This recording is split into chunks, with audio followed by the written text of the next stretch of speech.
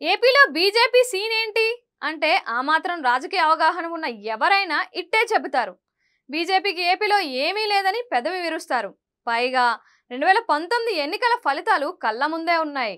అంతేకాదు ఆ తరువాత 2021లో జరిగిన లోకల్ బాడీ ఎన్నికల్లో కూడా బీజేపీ అంతకంటే పెద్దగా పర్ఫార్మెన్స్ ఏమీ చూపించలేకపోయింది అని కూడా రికార్డుల్లో ఉంది. ఇన్ని తెలిసి బీజేపీతో ఏపీలో పొత్తు పెట్టుకోవడమే కాకుండా 6 ఎంపీ సీట్లు 10 దాకా ఎమ్మెల్యే సీట్లు టీడీపీ సమర్పించుకుంది. దీని మీదనే ఇప్పుడు పెద్ద ఎత్తున చర్చ సాగుతోంది. అసలు బీజేపీతో పొత్తు టీడీపీకి ఎలా అధికారం తెస్తుంది అన్నది కూడా అంతా అనుకుంటున్న మాట. చంద్రబాబు విషయానికి వస్తే ఆయన పూర్తిగా భ్రమలలో ఉన్నారని అంటున్నారు. ఏపీలో నిఖాసైన పోరు టీడీపీకి వైసీపీకి మధ్యనే ఉంది అన్నది వాస్తవం. ఆ విషయం విస్మరించి బీజేపీని ఏదో గేమ్ చేంజర్గా భావించి పొత్తులకు టీడీపీ తాపత్రయపడింది అని వినిపిస్తోంది. అంతేకాదు వన్ సైడ్ లవ్గా చంద్రబాబు పట్టుబట్టి బీజేపీతో పొత్తులు పెట్టుకుంటున్నారు అని ప్రచారంలో ఉన్నమాట. అక్కడికి బీజేపీ ఏపీలో బలమైన ఫోర్స్గా ఉన్నట్లుగా టీడీపీ భావిస్తోందా అన్నదే చర్చగా ఉంది. బీజేపీకి 2019 ఎన్నికల్లో వచ్చినవి 0.8% ఓట్లు మాత్రమే. నోటాతో పోటీ పడి ఓడిన పార్టీగా బీజేపీ ఉంది. అలాంటి ఓట్లతో బీజేపీ ఏపీలో గేమ్ చేంజర్ ఎలా అవుతుంది అన్నది అంతా అంటున్నమాట. అదే జనసేన విషయం తీసుకుంటే 2019 ఎన్నికల్లో 6% దాకా ఓట్లు వచ్చాయి. ఏపీ రాజకీయాల్లో ఈ 6% చాలా కీలకంగానే ఉంది. ఒక విధంగా డిసైడింగ్ ఫ్యాక్టర్గా జనసేన ఉందని అంటున్నారు. మరి కేవలం 0.8% ఓట్లు ఉన్న బీజేపీకి 6 ఎంపీ సీట్లు ఇవ్వడం అంటే ఏమిటి అని అంతా అనుకుంటున్నారు. బీజేపీకి వచ్చిన ఓట్లు ప్రతి ఎంపీ సీట్లో దారుణంగా ఉన్నాయి.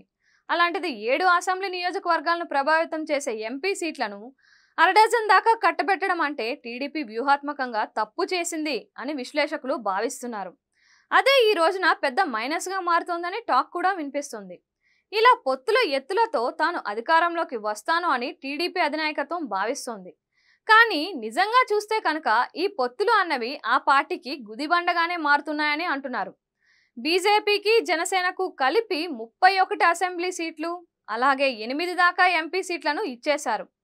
ఆయా చోట్ల టీడీపీకి బలమైన కేడర్ ఉంది. సీనియర్ లీడర్స్ కూడా ఉన్నారు.